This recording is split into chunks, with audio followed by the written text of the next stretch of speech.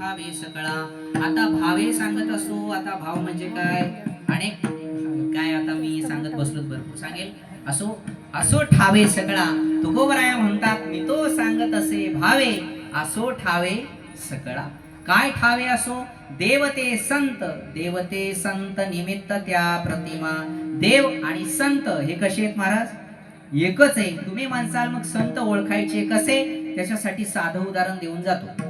जे इंद्रियांचं ऐकतात त्यांना सामान्य माणसं म्हणतात आणि इंद्रिय ज्यांचं ऐकतात त्यांना संत म्हणतात. ज्ञानोबरायांच्या ज्ञानेश्वरीमध्ये कुवे का कुर्मजी परी वाईला अवयव पसरे ना तरी इच्छा वस्यावरे आपुली आपण.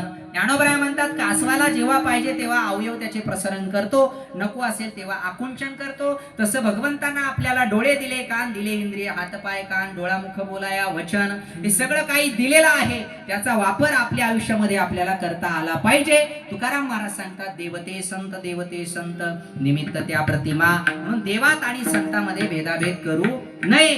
आणि तुकाराम महाराजांना विचारलं तुकोबराया हे तुम्ही कशावरून सांगतात. तुकाराम महाराज म्हणतात हा माझा अनुभव आहे. अभंगाचं शेवटचं चरण. तुका म्हणे रोकडे केने